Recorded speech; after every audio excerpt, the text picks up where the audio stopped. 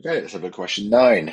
Question 9 is a bit more straightforward than that last part of question 8, which is a bit tricky. I've just checked the mark scheme for that question 8, and we got 3 out of the 4 marks. There is one thing I did not put in, and that's because it said that the speed is approximately. I mentioned it verbally, but I didn't put it on the paper, and what is on the paper is what counts. So it says at the bottom of the slide, all rides have approximately the same speed. I've explained it as them all having the same speed. And I did mention the only thing that would vary their speed is the shape of them, their air resistance. So we just need to say that. So variations in speed would be caused by air resistance or starting speed. I'm sure you get the idea of if you've been on a water slide or something like that before. If you try and push yourself faster at the start, so your start speed is faster, you end up faster at the end. All right, back to 9 then. Let's have a look. So 9 says, the diagram shows a student touching a metal dome of a Van de Graaff generator. When the generator is switched on, the metal dome becomes negatively charged. So what happens in a Van de Graaff is that these negative particles, when the person touches it, because they're on this box, which is an insulator, it means that the electricity cannot be grounded. So it stays in the person. So the charge goes into them. So they end up becoming negatively charged as well, as you can see there. And it's called static electricity because it can't go anywhere, or it can't leave. So what we normally see, and the standard thing is for someone, unless they're like me and they're lacking in the hair department, the hair ends up standing on end, like you can see in this person here, and that's because these negative charges are all alike, and we know that like charges repel. So each of the hairs are negatively charged, and each of the hairs starts to repel. You can also then use it to pick up little bits of paper as well, and that's because the negative charges would repel the bits of paper and push them around. So look at the question. Explain question. So we need to give a reason why. Explain why the student's hair stands on end. We just talked about that. So we could say that the student's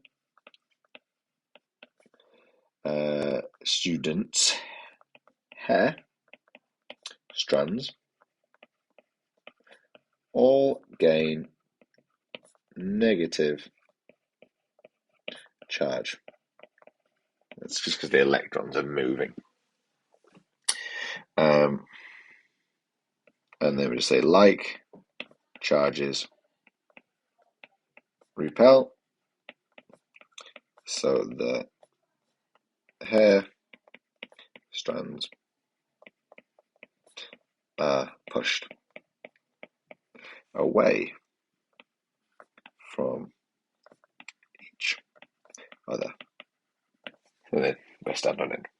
2 marks. We've got 2 points in there. I've said that they get a negative charge, and I've said that the charges are opposite. The like charges repel. When the potential difference between a student and a nearby earth material dome reach is, get the highlighter out, 15 kilovolts. A spark jumps between the student and the earth dome. The spark travels 30 milli. Don't confuse that with mega, for lowercase m. Millijoules of energy into heat, light, and sound. Calculate the charge. So we're trying to find charge. We've got some converting to do.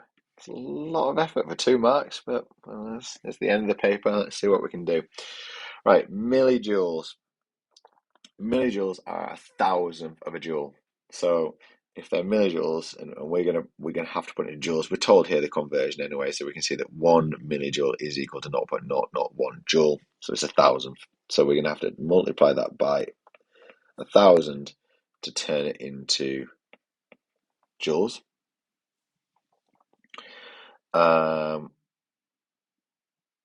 Sorry, I did that the wrong way around, haven't I? I don't multiply it by 1,000 because then we'd end up with 30,000 joules, and that's not right because it's smaller. So we're going to divide by 1,000. We divide by 1,000. That would make much more sense. And this kilovolts here, so it's 15,000 volts. So we're going to, in order to fix that one, we're going to do 15 times by 1,000 there. So we probably don't need a calculator. It's going to be 15,000 volts, but we'll check it. And this one, we're going to be 30 divided by 1,000. So let's grab the calculator out, put it here, put it there. So 30 divided by 1,000 equals 0.03 joules. And just to check, 15 times by 1,000 is 15,000. So we were right. All right. Now, what we need to do is we need to first find a formula that's going to link our potential difference, our charge, and our energy. Now, there are loads of formulas for energy, but there are not many for charge. So I'm going to get the data sheet and I'm going to be looking for a charge one. Let's have a look. All right, here we go. I found it earlier. So energy transferred equals charge flow times by potential difference. That's the one we want. I'm just going to show you that there is another one for charge, which is here. Charge flow equals current times time, but we don't have a current, we don't have a time, so it's going to be pretty useless. So that's the one we want. Energy transferred equals charge flow times by potential difference. Energy transferred equals charge flow times by potential difference. Let's input our values. So our energy is 0.03 joules. Our charge flow we are unaware of at the moment, times by 15,000. All right. We're looking for charge.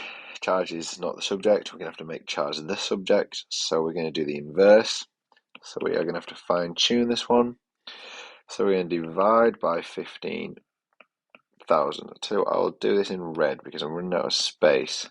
Let's make it a little bit easier. So we're going to divide by 15,000 on this side, divide by 15,000 on that side. So if I write this out again, I end up with 0.03 divided by 15,000 is equal to Q, because our 15,000 and divided by 15,000. So we've got inverse functions. They would cancel out to 1. So if I do this, I will get the charge flow in coulombs. Let's do that. So clear that off.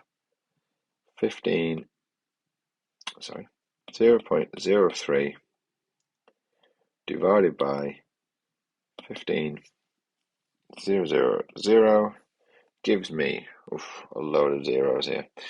So we're like 1, 2, 3, 4, 5.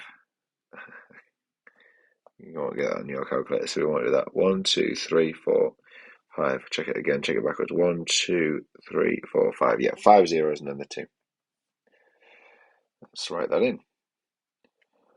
0.1234 and then the 2 coulombs. All right, because that like it is, really make sure that decimal point stands out. I just want to check that one more time because I always get concerned with this counting the zeros. It's so common that the error happens. 1, 2, 3, 4, 5. 2, 3, 4, 5. Yeah, that is the same. I've written it down correctly. And what is the name given to the rate of flow of charge? Charge is the flow of electrons. Electrons carry charge. We call that current. All right, that is question 9. 2 to go.